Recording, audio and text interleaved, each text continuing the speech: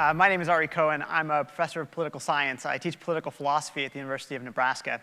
And a little more than 10 years ago, I started researching a book on heroes. I was interested in classical Greek heroes, to be specific.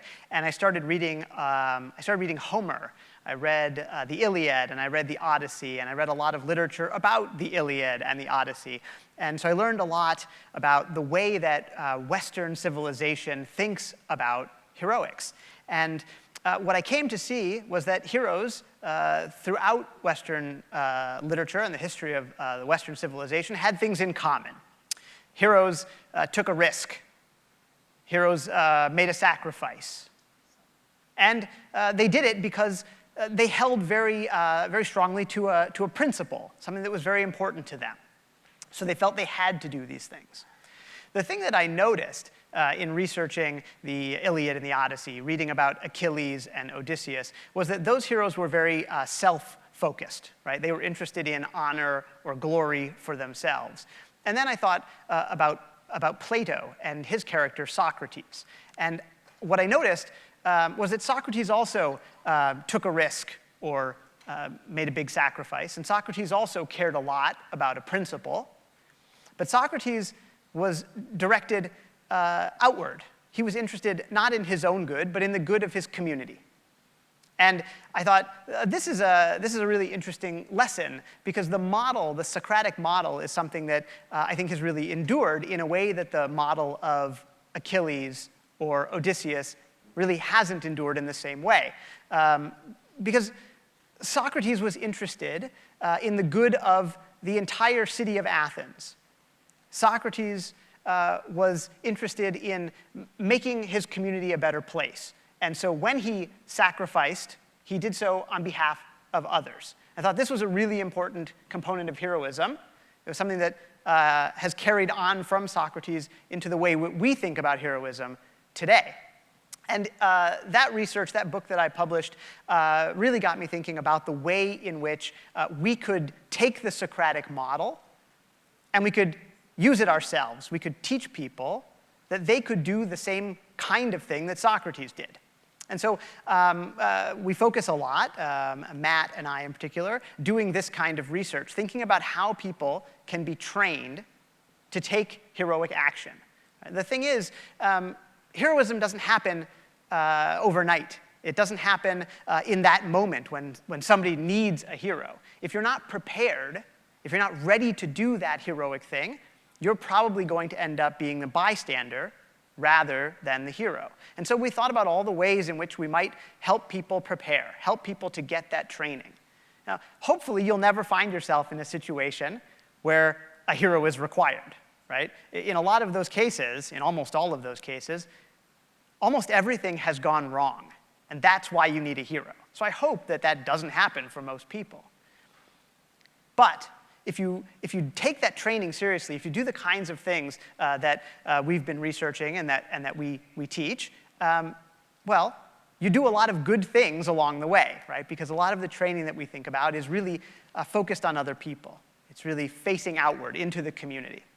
And so what I want to talk about for just a minute is an example, because everybody has particular skills that they can bring to bear and make things better around them. So what I want to focus on in this room is a story about refugees.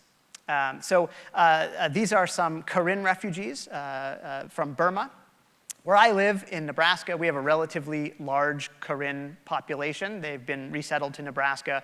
We also have refugee populations from Afghanistan, from Sudan, from Syria, from Bhutan. And one of the things that we know from working with refugee resettlement agencies like Lutheran Family Services, for example, is that these people, they come here with virtually nothing. Right? They come to our airport, and they've got bags of their things, usually like United Nations bags, and that's all they have. And the one thing that we can give them, right, is we can volunteer our time, and we can work with them in a mentoring capacity. The refugee families that have mentors, they do incredibly well in the societies that have adopted them. And one of the things that occurred to me when I thought that, well, I'll come here and I'll speak to this group, is the thing we've noticed about the Kohen refugees in Nebraska is they have an incredibly high rate of home ownership. The Kohen refugees, where we live, there's about 7,000. Over 1,000 of them are purchasing homes in under 2 years of getting here. And let me say that again. They arrive with basically nothing. Right? Their possessions are in like garbage bags. And between 18 months and 2 years, they're buying homes. The reason they do this, of course, is because they have incredible communal support.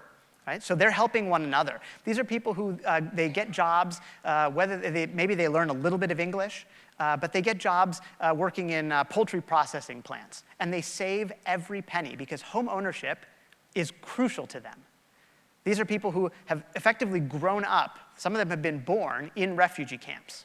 So the idea of having a home is so important to them. The community will pool their resources to help people buy homes, and then the homeowners will start collecting so they can help the next people who arrive. When they have support from their community, they're able to do this faster. Right? So the Kohen have this great community. Now we're seeing that the Syrian families who come, they're doing this in 3 years, right, rather than 2. Yeah, but it's the same idea. And the amazing thing about all of this is all they need is this kind of support, right? People who will meet with them, people who will help them navigate the process in an unfamiliar place. Now, what it takes, and this is a thing that we talk a lot about in training for heroism, is it takes people who are willing to be a little bit uncomfortable. Most people are not willing to wear orange pants like Matt on a stage like this. I'm not willing to wear orange pants. But if you step outside your comfort zone and you work with people who are quite different, maybe they speak a little bit of English or no English at all. Now, you have to figure out how to work with someone who doesn't speak the same language that you do. You have to mentor them when they can't understand some of the things you say. If you're willing to do that, if you're willing to spend time with people, these people, they have almost no possessions, right? They're saving every penny they can for a home, so that you go into their homes, there's no furniture. That's less important to them than saving up.